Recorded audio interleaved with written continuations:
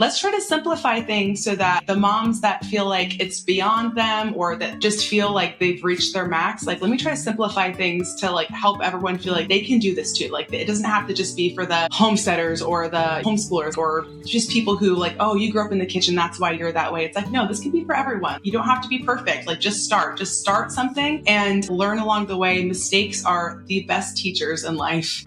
My name is Lisa, mother of 8 and creator of the blog and YouTube channel Farmhouse on Boone. Join me as I share with you my love for creating a handmade home from scratch cooking and a little mom and entrepreneur life along the way.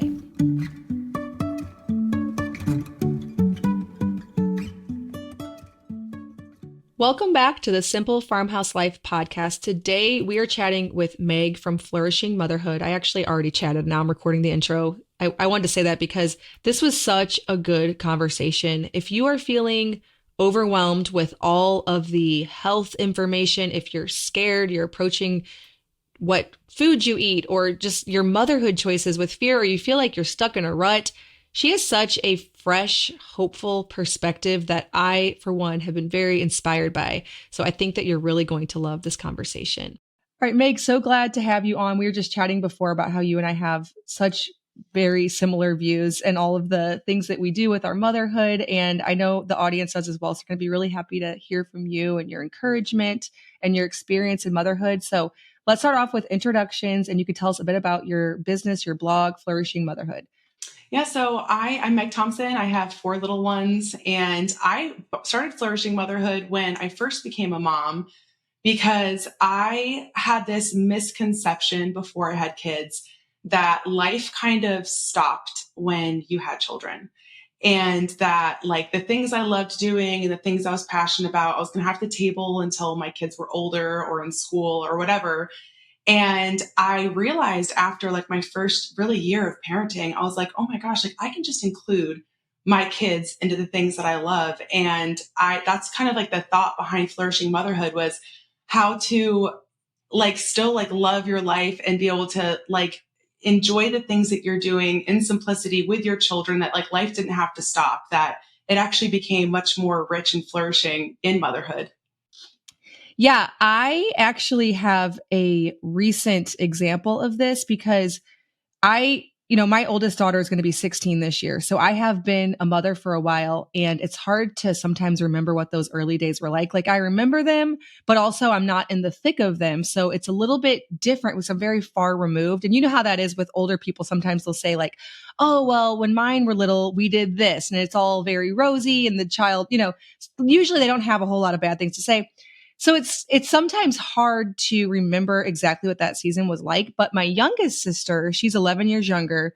She had a baby 1 year ago. She's almost 1. And so she has this very fresh take. And she was experiencing just about exactly what you were saying, that she felt like her days didn't have a whole lot of structure before. And she left her house a lot. And now she is finding all of this beautiful inspiration in being at home and being a stay-at-home mom, and her days have this flow. And she's telling me that she's actually getting more done, which is, she actually thought this was going to happen before she had the baby. And my sister and I were like, that's not usually how it works. Like after you have the baby, you're going to get more done. But it totally, it worked out like that for her because she does see it as such an inspiring role. So it's interesting to hear you say that because it's not a common thing that I hear people say. Yes, totally. And I feel like I look at my life before kids, which was beautiful, but I look at it now and I'm like, I've learned so many things. I've learned so many skills. I've like picked up so many hobbies. Like I feel like it really opened up my world in such new and fun ways. And I do 10 times as many things as I did before, but it's like, I just feel like I feel like what new moms, like something that I'm always telling new moms is like your capacity increases so much when you have kids, and you don't know it until you go through birth. Like you come out of birth a new woman, like you have a new life, but you also go through birth and like your heart just expands, your capacity expands. Like I think that I wish that more women knew that going into it. It's not as doom and gloom as sometimes people can make it seem. Yeah. And sometimes those first couple weeks or months, like my sister said, she had a C-section. She had a home birth that ended up having to transfer. And so she had a very difficult recovery. And so those first weeks, months were not good. But once she recovered from all of that, she did find a lot of inspiration in just those everyday things that she was learning. It was all fresh. It was all new. Not every mom feels this way. And I think that's probably the mission behind what you're doing on Flourishing Motherhood. A lot of times they need maybe some inspiration. How do you help encourage a mom who maybe feels like I get moms who say, I have one child and I can't get anything done. Or, I think sometimes too, because my sisters and I, like, we hash this out all the time. I think sometimes too, you get in a rut that you need some momentum to get out of it, to start like finding that inspiration. How do you usually help people to get like in that direction? I'm like so big on like finding your, okay. So for instance, like I look at it as like comparison is shame-based. Like a lot of moms, we see what other people are doing. Like a mom could look at you and be like, you have 8 kids and you're doing all these things. I only have 1 and I can only do this. And what I would tell to moms that are struggling with things like that is like, figure out what your core values are, figure out what your God-given personality and temperament is, and like write down, like be intentional, not reactive, be responsive, right? Like sit down and write down, like, what do I really value? Do I love staying at home?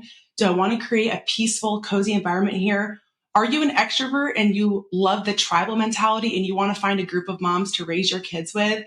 Like figure out what your values are and then start figuring out, like, go backwards from there. Like, what do I have to do to build a life in motherhood that I can flourish in? Because every mom is going to be so different, and not every mom is meant to, homeschool 8 kids. Like for some people, that's just not going to be part of what they're being called to. And that's perfectly okay, because God's made us all so uniquely different. And I always am asking moms, like, is this desire for you to do X, Y, and Z based out of comparison or calling? Like, do you feel called to this thing? Or are you looking at other people and being like, I should be doing that. I should be doing that.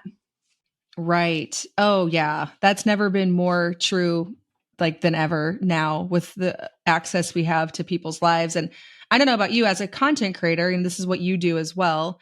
There's sometimes that like I hear those voices in my head sometimes, like there's going to be somebody who's going to see this and they're not going to be inspired by it. They're going to think this is exactly how I need to live.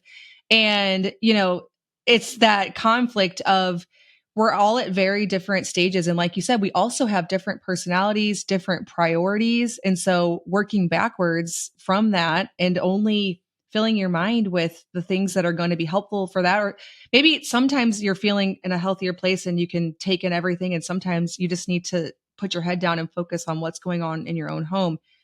It really, like the different seasons is so important, because like where you're at right now, you have 4 kids. They're all, I'm assuming, younger than my children.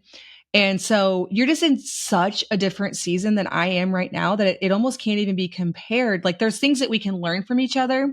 We can share ideas, but then just the nuts and bolts of how that's going to play out is just not going to look the same. Yes. And like every season, I was just talking to a mom today. She has 1 toddler and she was like, I don't know how you do it with 4. And I was like, every season has looked so different from me. So like what you're in now isn't necessarily going to be what you're in 4 years from now. And like having those core values is helpful because it can kind of be a little bit of a compass and let you see like, okay, you know what, in this phase of my life, I'm postpartum. I'm going to have to scale back. Like I'm postpartum right now. My baby's 6 months old today. Okay. Yeah. And I have had to change some of my rhythms. Yeah. Like the last 6 months, like even my shopping, like my grocery shopping has changed. Cause like you, I love to make my food from scratch. I love to like have creative meal ideas, but I knew once I was having my last baby, I was like, I'm going to need some quick ready meals. I'm going to need some sausages that are pre-made. I'm not going to make my own sausages for the next few months. I'm going to buy sausages. You know what I mean?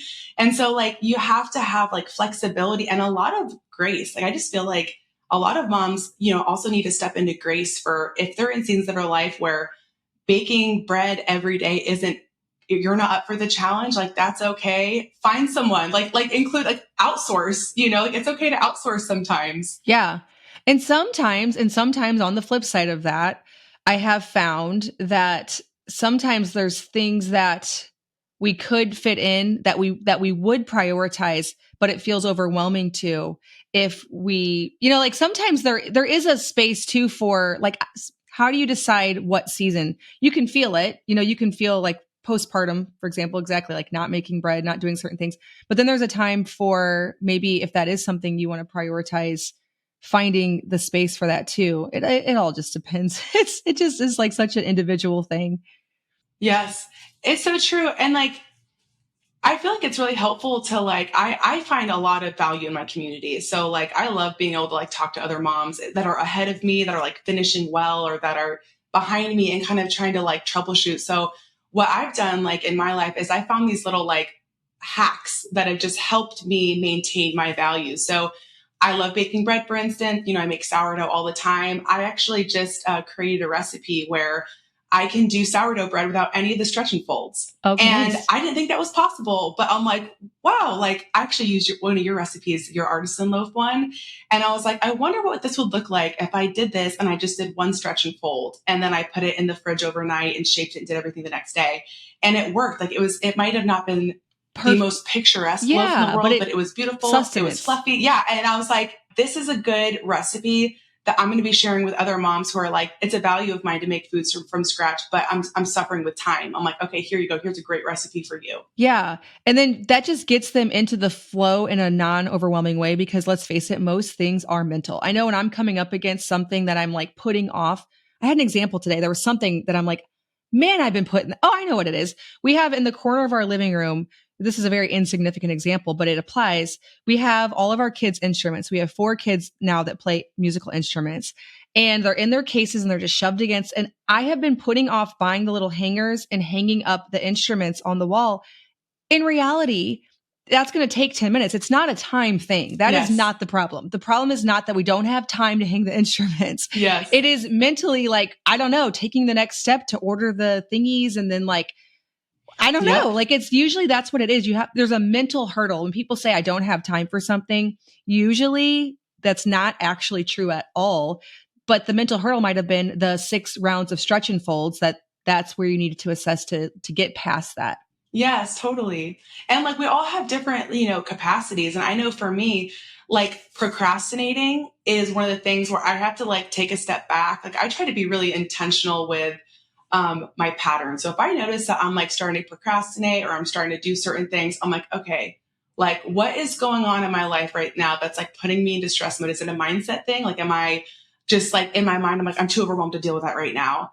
And normally that's a good indicator. I need to pause and like kind of reassess. Like what am I overexpending energy in? What am I underdoing? Like, have I cut out important time in the morning where I'm like setting my mind right first thing in the morning, or am I getting on my phone, or have I overdone it with social media? Like there's different things in my life where I'm like, okay, I'm gonna hit the pause button and reassess this, because procrastinating is something that little things like you were saying, like cleaning out my van, it takes 10 minutes, but like sometimes it'll take me 3 weeks to actually get out there and just dump out my van. Yes. And there's so many other 10-minute things that we do that are no big deal. But for whatever reason, that one has created some kind of mental hurdle. Who knows what it is? And sometimes you just need to assess, what is it that's making me think this is a big deal when it's totally not? I think your bread example was a really good one that could be helpful for a lot of moms, because I get people who literally like put sourdough bread baking on their schedule like weeks in advance, because they're thinking, okay, I've got to be home every 15 to 20 minutes for 2 hours, and I got to be home 8 hours later to put it in the, and so they're kind of like overthinking the whole deal. And like, I don't struggle with that with sourdough bread because I've gotten in my own flow about it. But that doesn't mean that doesn't happen to me in so many other areas of life, because it totally does. Yes. Yeah. I know. I watched this like funny Instagram reel a few weeks ago where this like lady was in the car with her friends and she was like stretching and folding it in the car. And I was like, oh my gosh, like I need to send her my recipe. Like you do not have to be bringing your sourdough with you to Starbucks. Yeah. I actually did do that once, but I was testing something it was either for a video or I was testing it for the blog. I can't remember what it was. And so I really did want to get it like just right. If you're not going for perfection, which I'm normally not at all. And I did actually bring it with me, which was so funny, but I had something I wanted to go to and I really wanted to actually stretch and fold it. Yeah. So I was like, hey, I can bring it in the car. But that is the only time that's ever happened. Like normally, yes, I would just do less stretch and folds. I'll put it in the fridge. Just, we're not going to worry about perfection when it comes to getting food on the table. I agree. But yeah, that's totally. And like perfectionism, like, I mean, some people are more like bent towards perfectionism. I am like a flexible, adaptable girl. So that's a lot, another like facet of my like, of flourishing motherhood is like, let's try to simplify things so that like the moms that feel like it's beyond them or that like just feel like they've reached their max, like, let me try to simplify things to like help everyone feel like they can do this too. Like, it doesn't have to just be for the homesteaders or the, you know, homeschoolers, like, or just people who like, oh, you grew up in the kitchen, that's why you're that way. It's like, no, this can be for everyone. Like, you don't have to be perfect. Like, just start something and like learn along the way. Mistakes are the best teachers in life. Yes. Oh, yeah. There's so much you can't learn without just getting your hands in there and trying it. Okay. I think you were saying that you've done a lot of traveling with your kids. Now, my husband and I, we recently did some traveling, like more than we've ever done in the last like 5 months. And it's hard. So tell us a little bit about that. How do you travel with your kids and what trips have you done? Do you have tips for that to make it enjoyable? Yeah, I love, that's one of the things. Before I became a mom, I traveled all the time. I actually like studied overseas. I lived in the Middle East for a period of time. And when I had Flora, I was like, oh man, like, I'm not gonna be able to travel anymore. But my husband deployed about 10 days after I had her.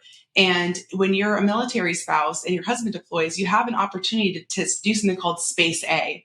So that is where a military like cargo plane is going to another location. And if they have space available, you can jump on that plane and go wherever that plane is going.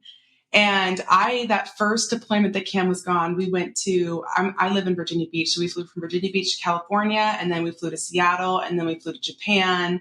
And then I ended up going to New Zealand and Australia. And we just like traveled the world together. And I realized that like, you know, you have to parent your kids no matter what. Like, why not like have fun with it? Why not parent in a different location?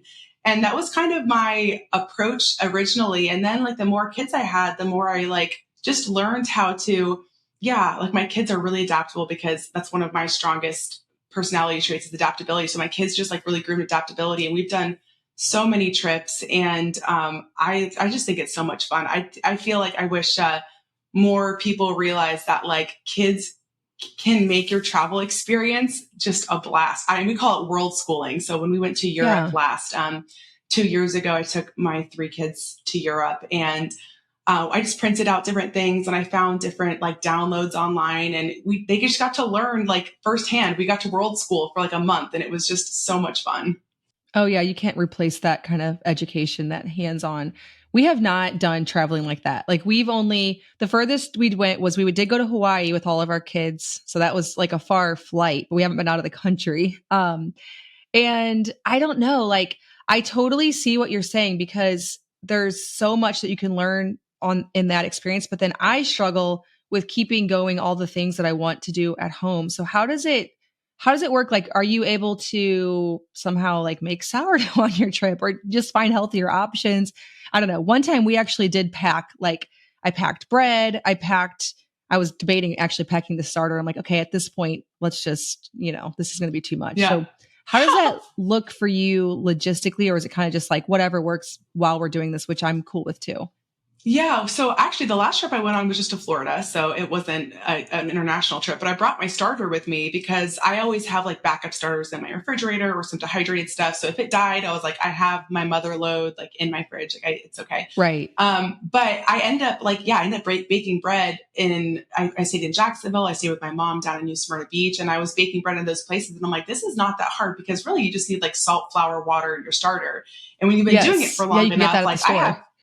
Yes. And like I have all that stuff kind of memorized. So I could travel with my starter. But when I go to places like, for instance, we went to Europe, we went in the summertime, and their farmers markets were incredible and so affordable. Like I could not believe I picked up like a kilo of like organic plums for like $4.50. And I'm like, whoa, this would have cost Wow. me like $10 if I was at Kroger. So we like have found Hmm. ways to just really keep up with like food and stuff like that when we go overseas. But I do have to find um, a sitter for my chickens and for my garden. And that is Right. like that is the bane of my existence, is that I always travel in the summertime when my garden is like bursting with life. So my neighbor, she's amazing. She collects the eggs for me. She waters the garden for me. And I always tell my friends, I'm like, if you come and water my garden, just pick whatever's in season and bring it home with you. So my friends are like eager to come and feed the chickens or to like water the garden because they get to take a little bounty home with them. Yes, that's what we do too. I have a sister close by and she comes in. Well, when we had a milk cow, they had to milk, but they got the milk. And then with chickens, they get all the eggs. So that's good. I mean, I still think they'd probably rather not drive over and do all of our chores, but it's a nice trade because we do the same thing for them. And it's, we're family. So it's all good. But yeah, there's this part of me that really thinks like, I want to take all my kids to Europe, like Abby from M is for Mama. I had her on and she talked about how they did this 6-week trip across Europe. And I was like, I'm going to do that sometime. And as like, we've just traveled around the US, I don't know, like it's just hard. And maybe like you said, it could be a personality thing for the kids as well. But I think we all flourish a little bit better at home, but that comes back to the priorities. Like if you're a travel family and you feel like, okay, now I have kids, now I can't, I'm not allowed to do this, or it's too hard to do this. I like that you're telling people who do feel like that's a core value of their family and a priority that you can still do this with kids. Like kids are very mobile. If you're a stay-at-home mom, they are your job. So your job is very portable. You can take it wherever. Yes. And I actually watched one of your vlogs. I think it was when you went to Hawaii and you were like, you know what, as fun as vacation is, I can't wait to get back home. And I was like, man, I love that about you. Like, I love that, like, you're like, you and a lot of your kids, I feel like are like, oh yeah, I can't wait to be back home. I love my home. And there is this like comfort of sleeping on my own bed and being back in my kitchen. But I think that like, I have a big value for adventure. So I'm not ready to like give up adventures to get back home. Like I could extend a trip a little bit to get that out of it. And that's just part of like my value system. But I think that I found a lot of joy in watching how my kids have like come to life when we're overseas and watching them like really grasp other cultures and languages and foods. Like we're a big foodie family, so I loved watching my girls be able to like try new foods and new cheeses when we were in France and things like that. But it is like it's definitely it can be disruptive, like to get back to real life and get into the swing of things. Like we need to like have big breaks in between our trips. Yeah. And like you're saying about like the personalities, there are certain of my children who I agree. Like if we stayed longer, they'd be happy about it and we'd have so much fun and we'd try all the foods. But then I have certain homebodies too that wouldn't be able to hang. And I think that's what it is. I think we have some, like if I could take like a certain 3 or 4 kids, I think we would really have a good time. I think it's just a matter of like, we're split. Like some of us don't like going places and it can be a struggle too. Like when we're just trying to go somewhere fun, like right now the county fair is going on. And so I take the kids to the county fair and it's hard to get out of the house because some of our kids don't even want to leave. So it's like, they're not like eager to they're not like finding their shoes and doing all the things. Like they're not ready to go. Whereas I have some kids that are like out the door in the van the second I'm like, let's go. Like they're out. But I think that's where it's a struggle. But especially if you're a younger mom and you have younger kids that you're very much still in control of, they don't really have an opinion on things. Like that's your time to travel. You might think it stopped you, but really it's not. It didn't. Like you totally can. Yes. It doesn't. Yes. It's so, yeah. Especially when they're younger. Yeah, for sure. And I think that like, I grew up in a family of basically 7 kids.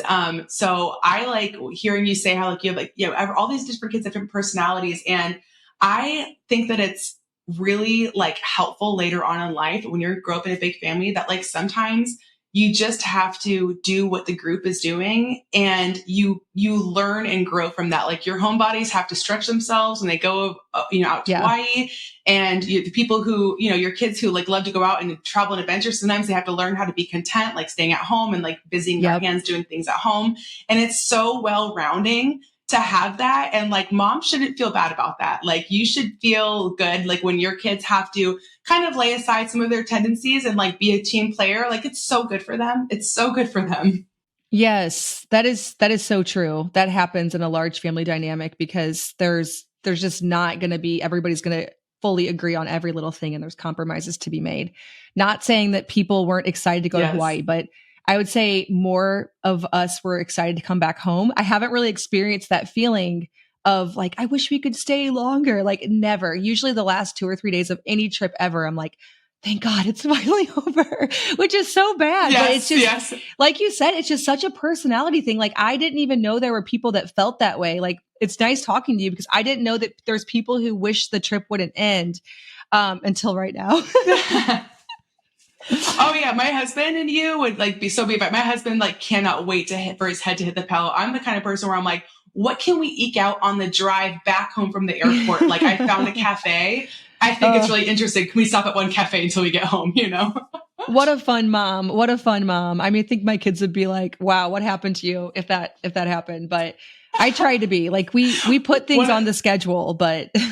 Oh yeah, no, I just joke around. I always like joke around with people that I'm the stay-at-home mom that's never at home. I am at home, but like I also like it is part of my temperament to be like in a tribe, and I have a great community of women here, so we are always like going out and doing things and like having whatever adventures we can go on. But that's one of the aspects that I really actually love about homeschooling is that like my homeschooling life looks so different than a lot of other people. Like when I first became a homeschool mom, I watched so many YouTube videos and listened to all the podcasts, and I would listen to their daily rhythms. They like woke up, then they had their hymnal time, then they had poetry, then they did painting, and then they did math. And I am the kind of mom that like I've learned my style over the years because I tried that and I felt so boxed in. And then I realized I'm like, I night school. I night school, I car school, I world school. So like we go out and we have fun during the day. Once nap time comes, that's typically, and I have, younger kids, but once like my little ones are asleep, I'll homeschool a little bit in the afternoon. And then at nighttime, once the little ones are in bed, we'll homeschool at night. Or I'll have my kids bring their stuff in the car and we'll listen to things and they'll be like writing stuff in the car. So I've learned over time that like one of the greatest things about like home education is that you can really like cater it once again, just like motherhood, you can cater it towards like your values. And so we're out of the house a lot of times. Well, most moms are at home homeschooling, like we're out doing stuff. And then we kind of just fill it in other parts of the day. You remind me so much of my little sister. Like she does not feel happy just having like no plans. Like there always has to be something. So let's talk a little bit about that. Cause I think I'm somewhere in the middle. Like I know homebodies, true homebodies, and I'm not that. Like I love having things on the books. You're not going to find me just like weeks on end, just being at home. I have a friend who I think it was like, I don't know, it was like April. And she said she hadn't left. I'm pretty sure she had said all year. She's just a homebody. Like she'd gone to, get some groceries and things like that. But like she's like, oh, this is our first event since like January or something like that. And I was like, wow, homebody. Yes. And I'm somewhere in between. Like I sometimes won't leave the house from like Monday to Thursday. I have a lot going on. I have like business things I want to do. I'm cooking, I'm doing laundry, like to get that all done, to stay home those 4 days is like how I do it. And then I like go like Friday, Saturday, Sunday, like we're doing stuff. Yeah. And like my sister, on the other hand, I don't think she would enjoy her life if there wasn't just like maybe like a coffee run or like just little things, meeting up with a friend here, or she has like a sewing night at her house. And so she's always like planning little things. So that way there's always that activity going. It's what spurs her on to like keep going. So you sound more like her. How have you, like, what have you intentionally done to create this? Because I think sometimes we're almost waiting for other people to be that friend to like host something or put something together. Are you that friend, or how are you facilitating all of this?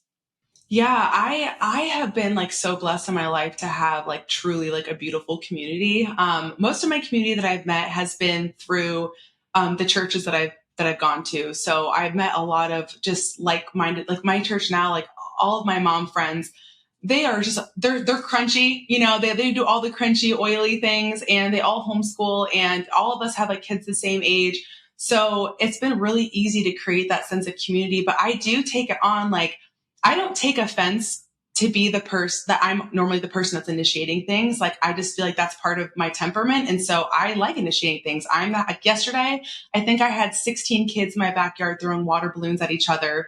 And I did delegate. I told my friend Elena, I'm like, listen, if you plan the summer party, I'll host a summer party, because I love hosting, but I don't necessarily love administrative things. I don't want to be texting people about dishes they're bringing or stuff like that. So I was like, why don't you do the administrative tasks? I'll open up my house. Everyone can come over and we'll just have a blast tomorrow.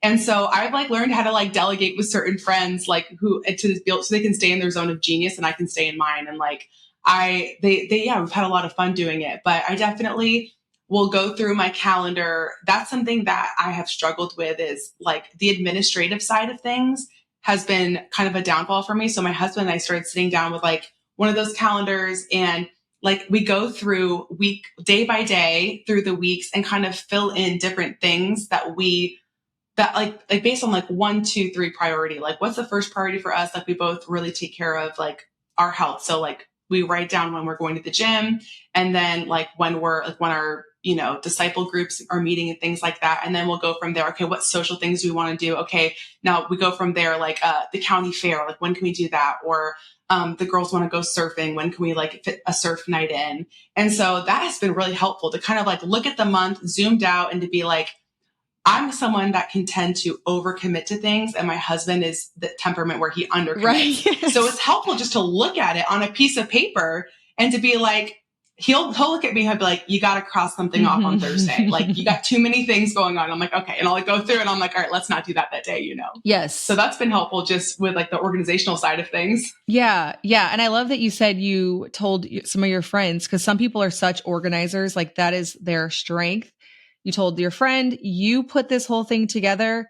I'm the house. And I do that to my kids, actually. Like my daughters, one of my daughters especially, really like social things. And I'm like, listen, you put together the menu, tell me what you need from the store, make me a list. Like I provide the supplies in the home and I'm with you. Like I don't mind that level of chaos. Like if there's 25 kids outside running around, I'm totally great with it. But certain moms, Same. The other way, like that would be extremely overwhelming. But putting together the pieces, like the puzzle pieces of how this event's going to come together, is their strength. So I think that's such a neat idea to like barter those strengths with each other, if you will. Yes.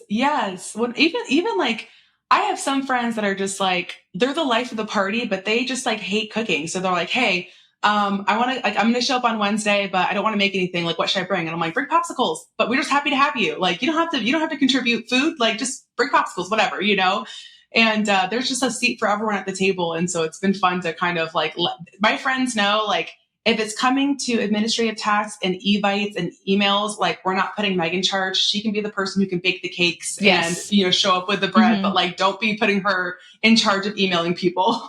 No, same. You and I couldn't be more like there. Like I'm not going to be the one to make that happen, but I'm willing to facilitate the mess. I'm willing to like buy a bunch of food, make a bunch of food. Like that's all good. Like I'd love to do that kind of stuff. But what about like, what kind of events do you do? Like you said, water balloons.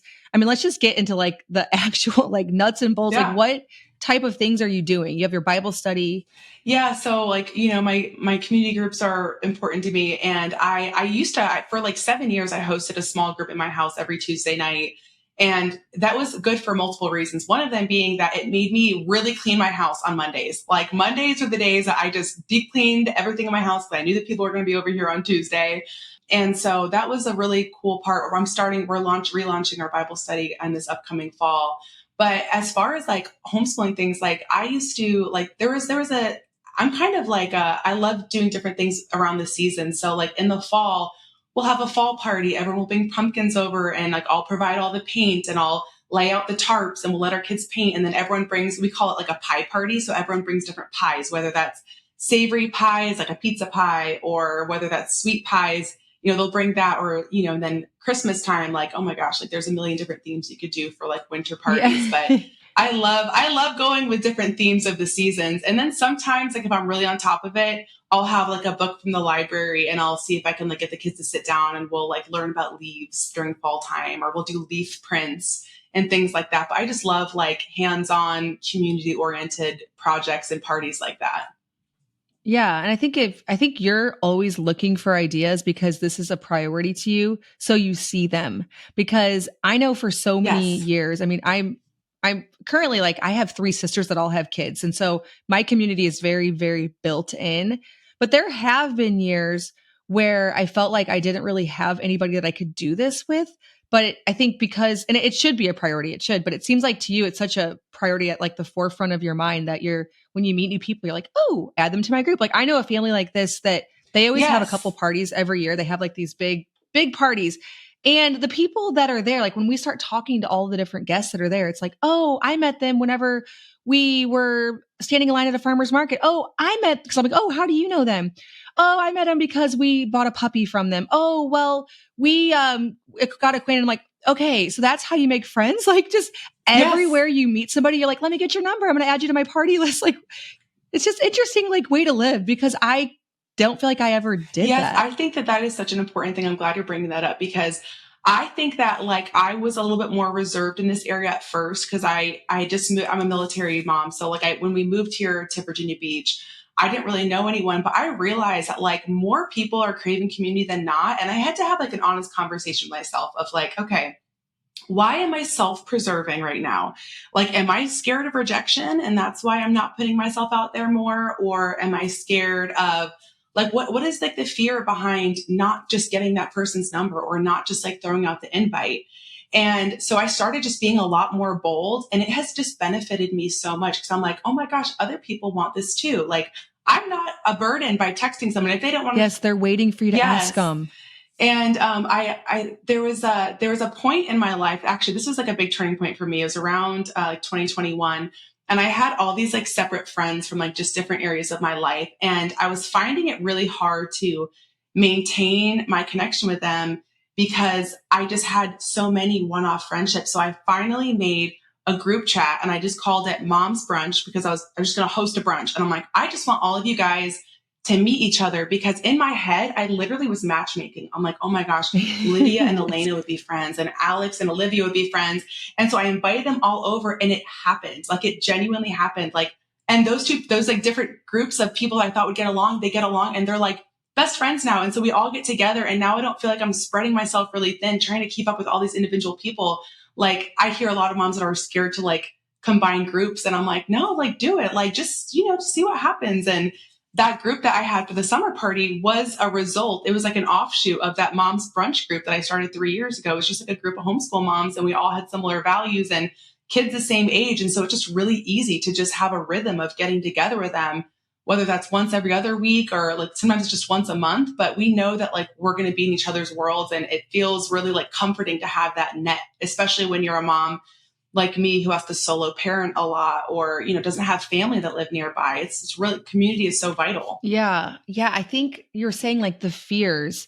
I think it's so unusual. Like it's not normal. That's why I brought up this one family I know because when I saw it, it really opened my eyes to like, that's kind of weird, but like also amazing. Like this is so great that you have this, but it's not a normal thing anymore. Like it definitely was back in the day, but I think we have these superficial ways of thinking we're connected. And so we think that need has been met and everybody's, we're just awkward with people anymore. Like everybody's kind of on their phone. Like when Yeah. I'm at the grocery store, everybody has earbuds in. So it's like, don't talk to me, Yes. And so I think it's so not normal, like weird in a good way. Yes. Yes. And yeah, I was laughing with my friends the other day because there was like three different occurrences, one at speech therapy, one at the botanical gardens, and I had another one at the library where like our kids started playing together and my daughter who just like, she knows that I'm really, so she comes up, she's like, hey, can you get that girl's mom's number? Cause I want to be her friend. And I felt like I have She so knows many it's random yeah. phone numbers and yes, I just like, I look at my phone and I'm like, I don't know how these people are because I'm just collecting numbers everywhere I'm going. But sometimes when I collect someone's number, like I met a military mom the other night where I was like, you know what? I was like, I'm just going to throw you into a group chat. If you want to come to, the next little homeschool group we have, come and just like see if you like it. If you don't want to come, like no harm, no foul. Yes. And I forget what book I was reading something and it like there was like a paragraph in there about how other people feel so deprived of these relationships these days that they're just waiting for somebody to be like you. And it almost brought tears to my eyes hearing that or reading that, thinking like, that is so true. Like so many people are literally just hoping that they could find some kind of community. They feel so alone. Like people feel more lonely today than ever. And it's so life-giving to have other people so you realize like, I'm not the only one who feels this way, or to bounce tips off each other, whatever, to see your kids playing together, friends for your kids, especially as homeschoolers. It's needed, and you can be that person. Yes. I will always like, if it's like, I just always think like there's some people in their days who like never hear a kind thing, you know, like I just feel like every opportunity I have, whether that's at the grocery store, at checkout, or like meeting a mom at the library, I'm like, people need love. I feel like I have a really an abundant life of love, like just because of the community that I'm a part of, but I don't take it for granted. I know that a lot of people really need that connection. And I think that one tool that I've noticed other moms use, that if you are a mom that's like struggling with loneliness or finding community, I have found co-ops and just other like mom groups on Facebook, and just like meeting people that I can tell that I connect with that have similar values than me has been helpful for a lot of my friends, especially when you're a military family, you're moving around, like being able to like get on something like Facebook and be able to find a group of people and just try it out, like try out the nature co-op that's on Fridays, and like kind of, you know, you have to put yourself out there a little bit sometimes when you're trying to build community, but like really, you have to like allow yourself to, it's vulnerable. That's what it is. It's vulnerable to really put yourself out there sometimes as a mom. Yeah. Yeah. I think it definitely is. So there's a lot of homeschool crunchy moms on the internet. I mean, this is a place where we can share things that maybe were very niche. There aren't many people in our own circles that feel the same way. How do you differ? How do you feel like you differ from the other homeschool and crunchy moms on social media?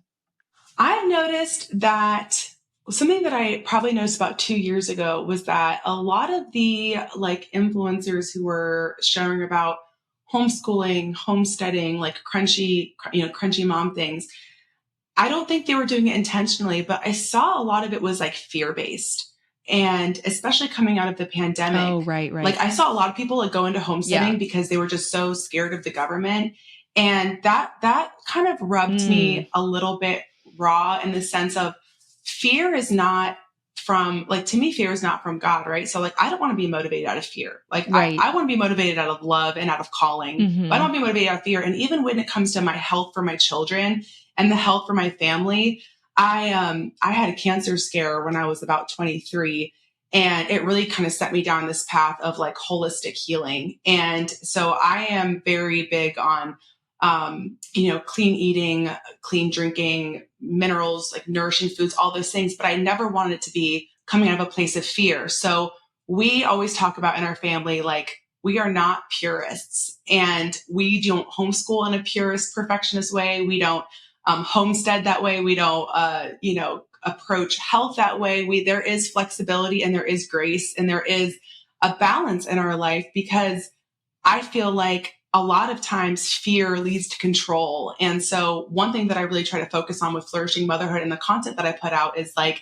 don't let fear be your motivator, and don't try to be a purist, because eventually, like, it's not only going to lead to burnout for a lot of people, but it's going to lead to this stress of like moms. Like I've seen moms who've like gone out to eat somewhere, like when we're together, and like, yeah, but like the milk that they're using, like, and I'm like, well, it's just a splash of milk in your coffee. Like, it's actually, I know it's not raw, and we prefer raw milk, but it's not going to kill you. Like, you're not going to die of estrogen overload because you have a splash of milk in your coffee, you know? Yeah. Yes. So I really try to focus on that. I agree with you so much. Like 2020, 2021 was like such a eye-opening year for how fear-based everything is. And I think so many people are still coasting off of that, like still like trying to keep that going because it does work so well for engagement. You know, it does help, like people are motivated by fear. That's why when you turn on the news, it's only bad news. Yes. But I was thinking about what you were saying about like not being a perfectionist with so many health and nutrition things. Like I was literally thinking about that this morning. Like, what do you think is the motivation behind that? Like, of course, you could argue that it's for clicks and engagement and all of that. But I think that what happens is whenever we put a ton of effort into anything, like if it's something that like we feel like we are putting our lives on hold to do something, like let's just say for an example, because I was thinking about the arguments for like plant-based versus like animal-based. But I was thinking like the reason behind that is sometimes whenever it's it's so hard to do something like it's life altering to completely do perfection. Like I will not have a splash of milk that isn't raw. When you're doing something so perfectionist like that, whenever somebody says like actually you can have pretty decent health in life, like that you hardly even notice a difference, like where you're actually flourishing and you have abundant health with not giving it your all, and it can be pretty natural and a flow, like, oh yeah, you can have a burger at the fair, but then also at home eat grass-fed, local, raw milk, all this stuff. It actually, you can enjoy the same health. I think some people feel like they've invested so much that they want to dig their heels in and be like, that's not true. Because if it was, I wouldn't be killing myself to act like this or to do Right. all of this. Like we need it to like validate us.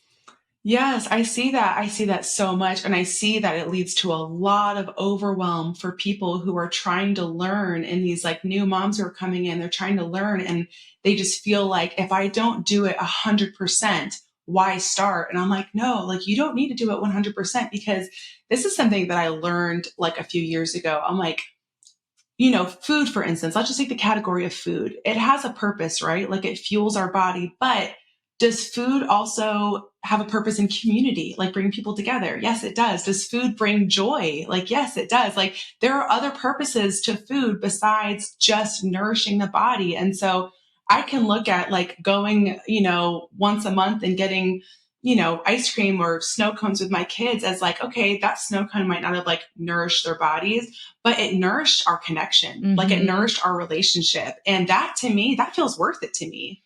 Yes, absolutely. I'm definitely the mom. Like literally the other day, we were on the way home from the pool, and I saw a little snow cone stand. Like, whoop, like we're gonna get all the dyes. I Yes. know it's bad. I get it, but like I feel like we enjoy like pretty darn decent health without having to be perfectionist about it. And like you said, like if there's Yes. gonna be something you're gonna avoid, like there's gonna be it's too hard. Like, for example, I was going to not do dyes. Like I was like, we're not doing, I'm like, we don't do them at home. It's no big deal. Like at home, we don't do them at all. Right. But then we were at a parade and I'm like, we literally can't even go to the parade. And I'm just not willing to do that. Like, unless now I know there's a mom out there who Right. has like this kid who's like off the charts ADHD. And it's like, yeah, but if I give him different, fine. For my kids, like Different. I just theoretically know it's bad. And so now I can't go to the parade. And I'm like, that not worth it. Not at all. Right. It's not worth it. And like this like narrative around like I just feel like people, like one thing that's like really good to remember is that fear, like cortisol, right? That's what our body releases when we feel fear. That's actually a carcinogen. So like let's first of all like take a step back. Like let's not approach things out of fear or in this giving our kids a narrative like, oh, this is really like this is bad. Like I'll let my kids know like, hey, that Gatorade that person's offering you, that's full of dye. You can drink it if you want to. Like I've had my kids kind of start like as they're getting older, like make their own decisions. Like I have my daughter, she's 6. She like walked up to this ice cream stand like a few months ago and she was like, is there food dye in that? And they were like, yeah. Yeah. And she's like, what about that one? Like she pointed to vanilla and I'm like, no. She's like, I'll have Yeah. vanilla. And she just like made her own choice. Yeah. And I was like, I love that I'm Right. equipping you to do what you want and that you're not scared. Like, oh my gosh, what if I eat this food dye? Now, however, I will say that there are certain moms, like we said, like when your body's in a huge inflammatory way, I totally understand like needing to really like buckle down for a season. But for the most part, like when you can come out of that, like our bodies aren't these fragile little glass light bulbs that we have to carry around. Like our bodies are pretty resilient. So yes, being able to have that latte that's not raw milk, like if it kills your stomach, then yeah, you shouldn't be doing that. But like if your body handles that, like it's good to have metabolic flexibility, Yes. And like you said, the community aspect of food, I think sometimes we almost feel guilty that that's the case. Like I've heard so many people, and I think I used to say it too, like I just wish every social event didn't revolve around food. Like I hate that, in order to eat perfect, we can't go to the parade. We can't go to the fair. We can't even go to a birthday party. And the kid, heaven forbid you go to a birthday party, you didn't bring the cake because it's not your birthday party. It's got dye in it, of course. And now, you can't even enjoy those things. We want to like divorce those things. Like, okay, it doesn't have to be this way, but also like food is made good and it does like to create like this beautiful meal and to invite people over and share in that meal. And when it's coming from your own home, of course, it's all the good things. is a Yes. community thing. Like, I don't think that we need to divorce those two things. Like, I remember back in college, I read a book and I think it might have been called Eat to Live. And that was the whole premise of it, was like, food is simply for nourishment. Therefore, only ever eat the most perfect thing possible. Because if food is strictly for nourishment, then only eat perfect food. Avoid those Right. pesky taste buds that are telling you that this is enjoyable and this is fun. Those don't mean anything. Like, just, and that book, like, it really messed me up for a long time, to be honest, because I believe it. It made me have really weird, like, do not read that book. Like, I mentioned it, but don't go read it. It belongs, in the garbage, because it made me think, like, okay, I should only ever eat like perfect food, and I can't Right. go enjoy things. And like your mind, like the way that we view food actually affects how our bodies digest it, which is so insane. Like our bodies are not, like, the word holistic means like looking at things as a whole, right? Like our mind and the way that we view food actually affects the way that our body absorbs it, the way that our body breaks it down. And it's really important to remember that if we have a lot of shame and fear when we're eating that ice cream or drinking that latte, like your mind and the way that you're viewing that latte that you're drinking that's not raw milk, it's actually going to affect the way that your body even processes it. So like what I had the same thing. I had some food fears too that I had to work through, of being like, you know what, like I actually have a strong, resilient body, and it's okay. I'm allowed to make logical choices on what compromises I'm willing to make in my home and what compromises I'm not willing to make. But I don't want to ever take food in with fear and shame in the back of my mind. I want to be able to freely make a choice and know that, like, I'm going to, at the end of the day, me and my kids, we're going to be okay. Yes, I agree. I'm definitely that way too. And I think usually what will cause people to push back, well, one is if they have a different situation where they're in healing mode and they literally have to, and completely understand, like, that's a whole different thing. You are like, I have a friend who had a child that was like, I mean, his health and his mind, like, it was all going down fast, and she like completely turned it around. She gave her whole life to fixing that, and like, go you, like, that was awesome. Yes. But Same. if that is not what is going on in your situation, and you don't really have anything that you're trying to heal, but it's just like the general, like, world, the general social media, everything tells you that you need to be absolutely perfect with everything. Therefore, and you can't even enjoy life, or you can't even start because you're afraid you can't do perfection. That is just, yeah, there's freedom in just like, yeah, we're going to learn skills, cook from scratch. We're going to eat healthy at home, but we're also definitely going to go enjoy events with people. Right. Yes. And like learning what your compromise is. Like I laughed so hard when I told my kids we were going to Florida a few months ago to visit my parents. They were like, cereal. And they were all chanting cereal over and over again. Might do that.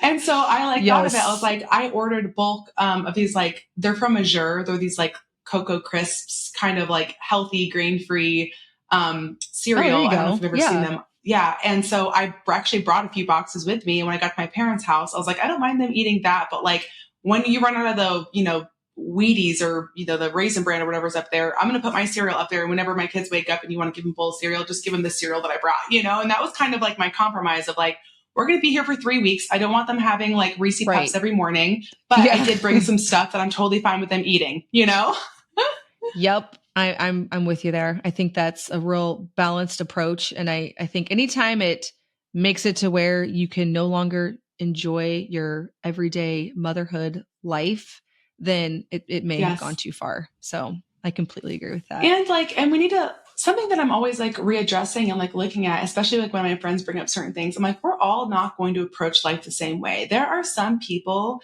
that have very strong black and white temperaments, and they're going to look at something and they're going to be like, listen, I'm going to be meat based or animal based, and I'm just going to eat this way. And that's how I'm going to be. And if that's how you want to be, like, I don't like have anything like that's okay. That's just not me. Like that doesn't give me peace. But if that, like, so to some people, like living that way gives them peace. And I'm like, go for it. Like we're all built differently. Like that's the joy of like living on earth, is that we're all different parts of the body. And that's okay that some people are going to be super rigid and some people are going to be really loose. And like, I find myself kind of figuring out, I always goes back to values, right? I'm like reassessing my values, figuring out where I land in there, and just trying not to be reactive, trying to be more responsive. Yes, yes. And I think we want things to be very black and white. I was listening to this debate between a well-known plant-based podcast or YouTube or whatever, and a well-known, more meat-based animal food, pro-metabolic type of influencer. And it was a very respectful debate.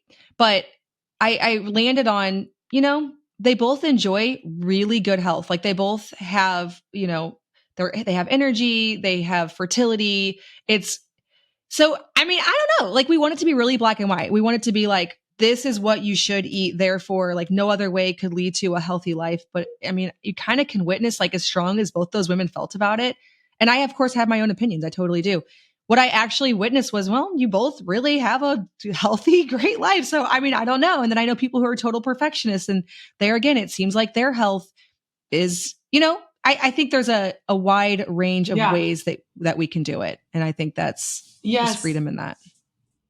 100%. And there's one, I actually watched one of your YouTube videos once where you were like, I used to wake up in the morning and eat like bacon and eggs and this. And I realize now that I just like waking up and having a smoothie. And I'm not going to do super high protein. And I chuckled to myself because I will always try, like, I like trying new things, right? So when there was like a big push to the pro-metabolic movement, I was like, ooh, that's really interesting. I'm going to start incorporating more carbs, and I'm going to change the kind of vegetables that I'm eating to these kind of vegetables. And I did it for a few months and I was like, you know what?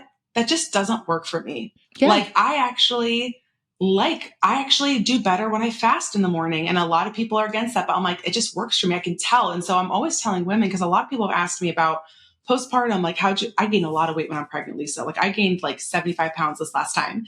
And so they'll ask me, they're like, how'd you lose weight postpartum? And I'm like, I feel really like, I'm really reserved when I tell people about like the kind of the rhythms I have with eating. Cause I'm like, you're going to have to find it yourself. Like you're literally going to have to figure it out on your own, because I know that what works for me is not going to work for everyone else. So like, don't like look at animal-based people and be like, that's the right way. I'm going to do it entirely like that. Like check in with your body, see how you're feeling. Like if you're struggling, like maybe that's just like not the right thing for you. You have to be your own doctor, You really do have to figure out what works for you. There's not a one size fits all approach. And also there's probably even a few different things that would work for you, like it might not be like kind of like, you have to find your one true soulmate or the other. Sometimes people think, well, actually you could probably make it work with somebody that you build your life with from a young age. It's kind of the same with food. I don't know if that's a good analogy. Yes. But there's probably a bunch of different ways that would work for you if you commit to it, Yes, I totally agree. And I've had to, even recently, like I started eating raw vegetables again after not eating raw vegetables for like probably 2 or 3 years.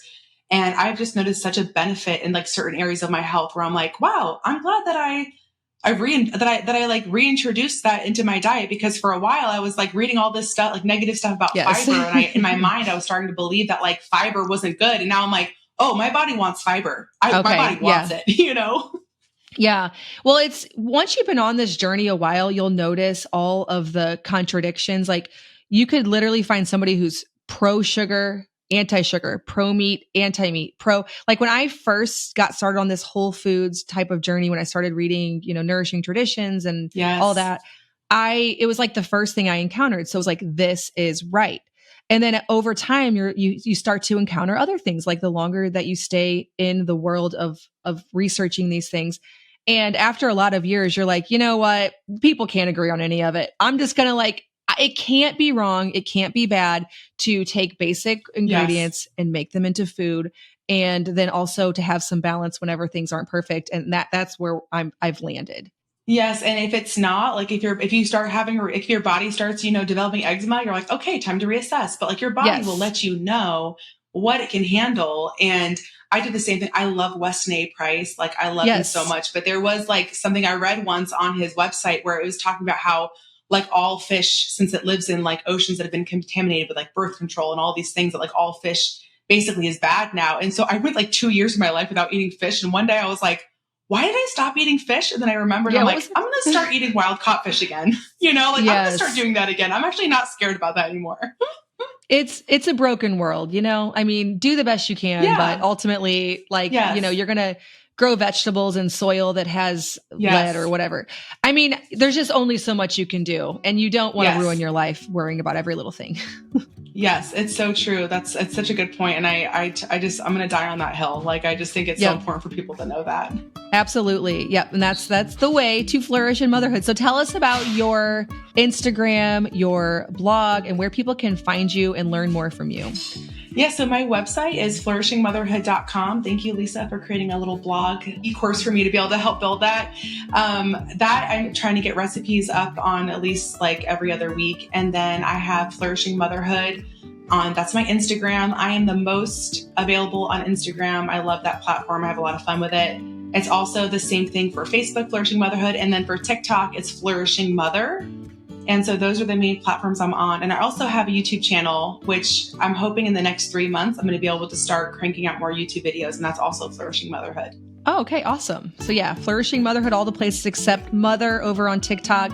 Yes. So much good information and encouragement for those who feel a little bit like fear-based or like, oh, you're just always like, everything has to be perfect. I feel like you're a great follow. So thanks again so much for joining us. Thank you. Thank you for this. I loved meeting you. I love this chat. Well, as always, thank you so much for listening. And I will see you in the next episode of the Simple Farmhouse Life podcast.